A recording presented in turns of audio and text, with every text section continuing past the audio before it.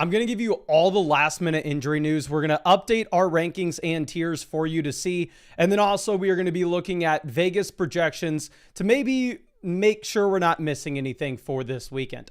But first things first, let's make sure that we are going through all the injury news specifically and updating our rankings accordingly. So Loveland not expected to play in week 4. So going over looking at my tight end rankings this week, and we already had Loveland obviously nuked. Let me just confirm that. But we also did indeed move up Cole Kmet, I believe, to a respectable range. But if we are looking at Kmet here, I think that you would... I don't know. We're not going to really talk too much tight end rankings. Let me do that off the live stream. Let's look at what we have with the running backs and wide receivers primarily.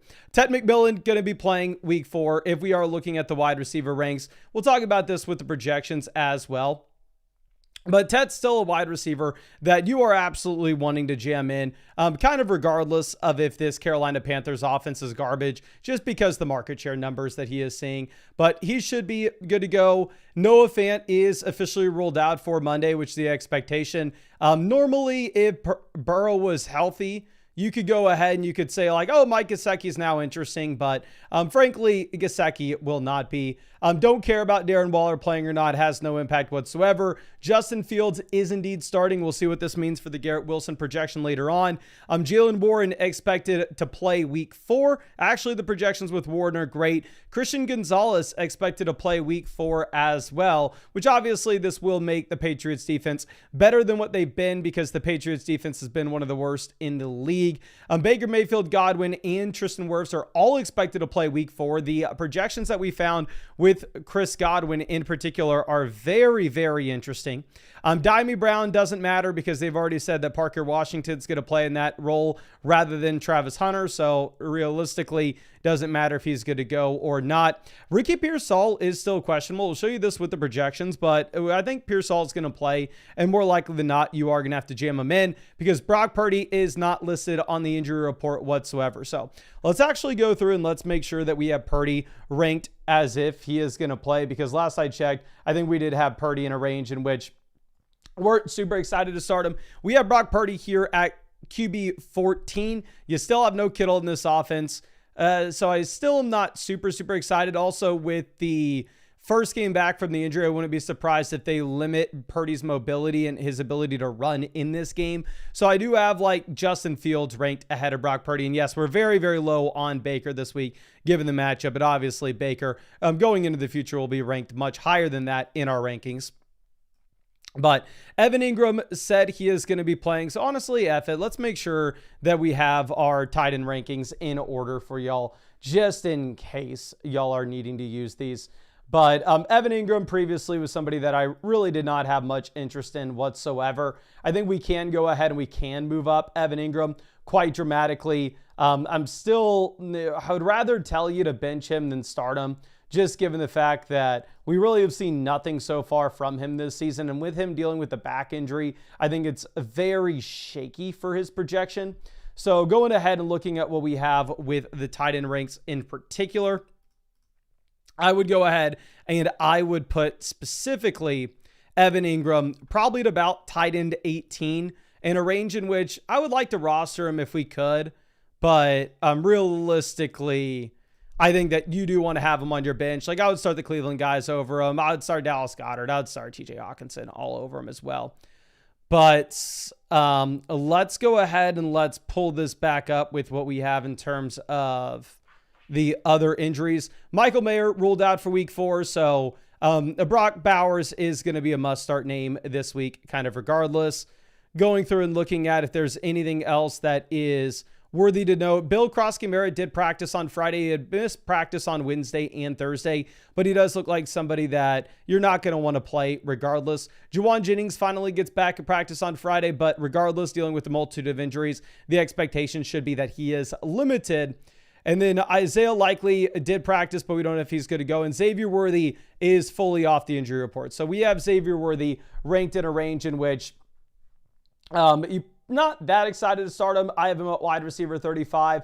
I would throw him in the bucket of guys that we kind of need to see it before we believe it. Maybe long-term, you're a lot more excited about Xavier Worthy. I know he's fully off the injury report, but still, based off everything I've seen with internet doctors, essentially. They're saying that this injury should be one that lingers pretty much all season for Worthy, but we'll see what happens this week.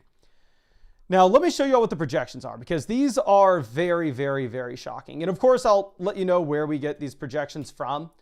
They are from Underdog Fantasy. The reason I think that these are extremely valuable is because if you think that they're wrong, or anybody thinks that they're wrong, literally you can go and take higher, lower on Underdog Fantasy. So if you go, Mason, these projections are meaningless. Well, my friend, I hope you turn into Bill Gates going and taking higher and lowers on these. But I would say you're probably going to have a much easier time saying that they're inaccurate and saying that you could beat them, in reality to actually going through and beating them. So this is like Underdog Fantasy here. So you can see Egbuka is going to be somebody that we cover in depth because they only have them higher, lower, 57.5 receiving yards. This is actually one of my favorite hires in the week, given the fact that you do have Mike Evans good to go, and I don't expect Godwin to be super strong this week. But regardless, a couple different things with Underdog Fantasy. One, they have the craziest promo that I've literally ever seen. I wish this was the promo when I signed up 4 years ago. But if you sign up with code FLOCK, you are going to get $100 added to your account after you play your first $5.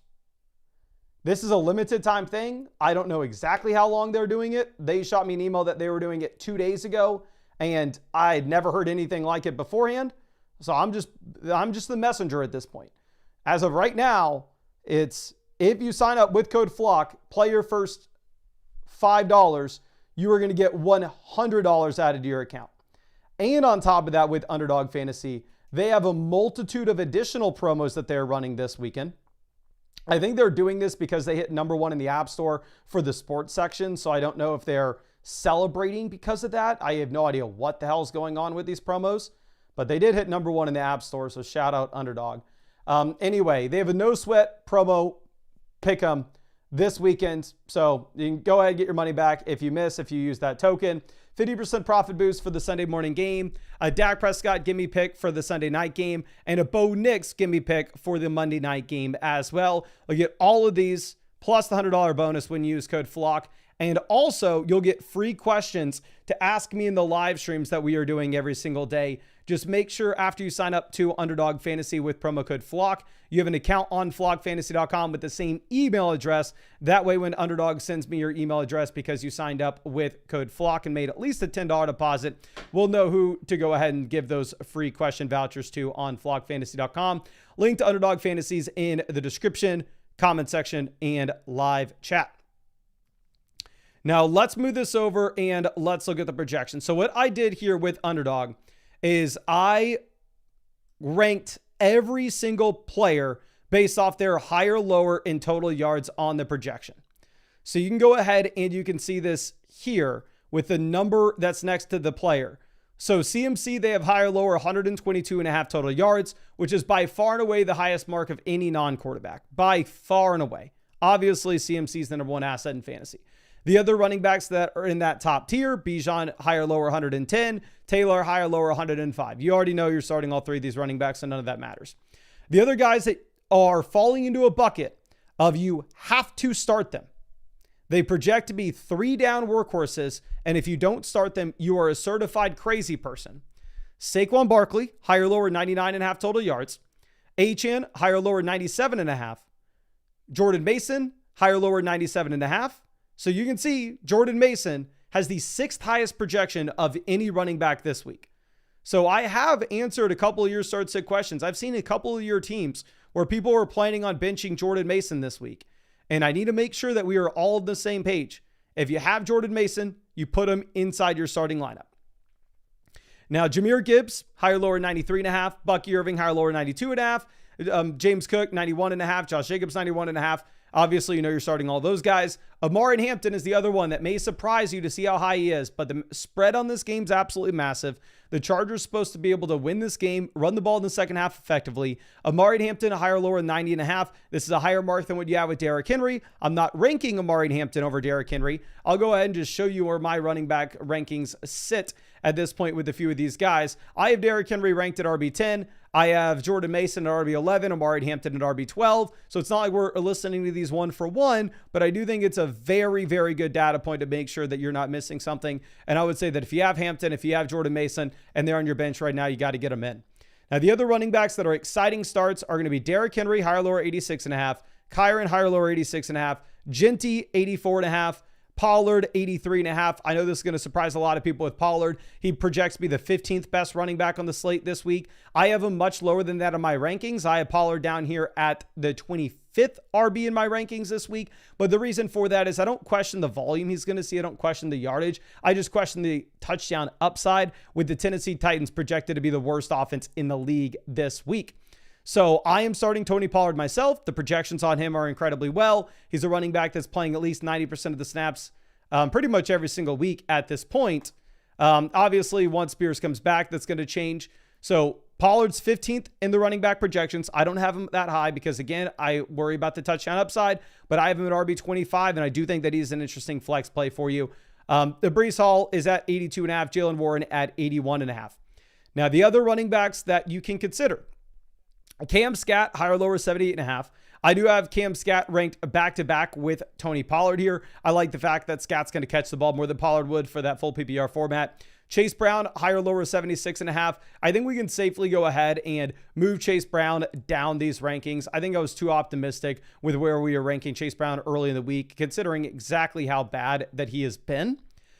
J.K. Dobbins, higher lower 75.5. Obviously, phenomenal matchup against the Bengals. Kamara down here at 74.5. I'm giving Alvin Kamara a big benefit of the doubt. Despite him being down here at RB21 in the projections this week, I actually have him ranked up here at RB15. The reason being is I would assume that Kamara, more than other running backs, gives you the floor with what he can do as a receiver. So the projections are much lower on Alvin Kamara than I am this week. I'm still going to say to start him, even though he projects out like worse than what you have with J.K. Dobbins yardage total wise. Chuba Hubbard, 73.5, Travis Etienne, 73.5, Javonte, 72.5. So I think a lot of that has to do with the bad matchup that you have for Javonte going up against the Green Bay Packers. I still have Javonte at RB20. I would still start him over guys like Tony Pollard, even if Pollard projects better. Because again, I like the receiving skill set of Javonte, and I like the touchdown upside. DeAndre Swift and Quinshon Judkins. So Judkins is here higher, lower 69.5 total yards. And I do want to point out that I think you can see this yardage projection here for Judkins and say he's probably going to be a bench in comparison to some of these other names like Scat, who project to see more yards and also project to be in a better offense and should have a larger receiving role, because keep in mind, Judkins is going to be involved too much as a receiver. So I do have Quinshon Judkins ranked down here at RB27. To be honest, I'm going to be moving Travis Etienne ahead of him in my rankings and move Judkins down to RB28. But if y'all could go to the comment section and let me know, who the hell am I supposed to bench between Tony Pollard, Cam Scat, and Travis Etienne? I currently have them ranked all back-to-back at RB25, RB26, and RB27. The expert average ranks on flogfantasy.com have Travis Etienne well ahead of Tony Pollard and Cam Scat, but Etienne doesn't have a massive role as a receiver, and at the same time, he is much lower in the projections than the other guys. And then the two other running backs that project to just be much worse than any other running back that we've talked about so far will be Trevion Henderson and David Montgomery. I have Montgomery at RB29 and Trevion at RB30. Now let's move over and let's look at what we have with the wide receiver rankings and the wide receiver projections. And everybody's saying to bench Pollard. But let me know in the comment section. The live chat saying bench Pollard, but here, wide receiver, the number one thing that is going to stand out, obviously, Puka Nacua, completely different than any other player. Higher, lower, 93.5 total yards. Nobody comes remotely close. Puka's in his own tier at this point. You have Jefferson, 74.5, Nico, 71.5, Adams, 68.5. Adams popped up with a hamstring. So I'm not going to lie to you. I would not mind whatsoever going with a Devontae Adams lower here if you are worried about said hamstring. And also the fact that you do just have the dominance when it comes to Puka Nacua in this offense.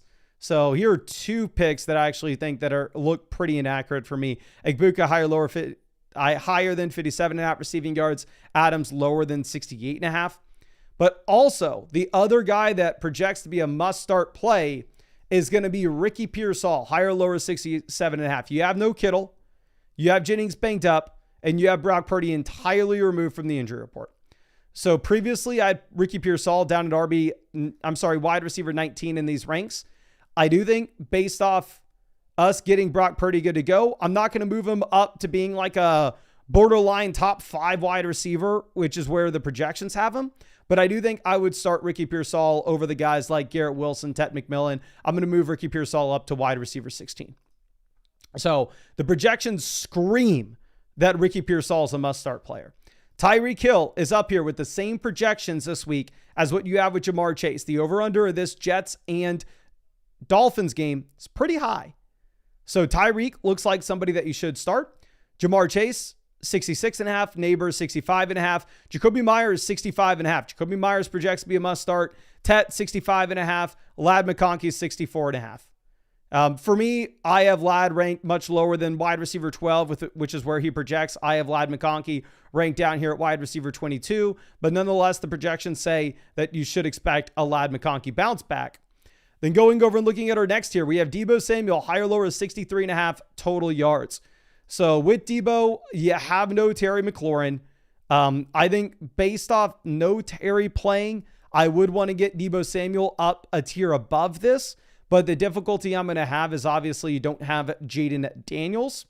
Cortland Sutton, higher lower is 62.5. Rome Odunze, 62.5. So I know everybody wanted to scream at me that Rome was way too low in our rankings.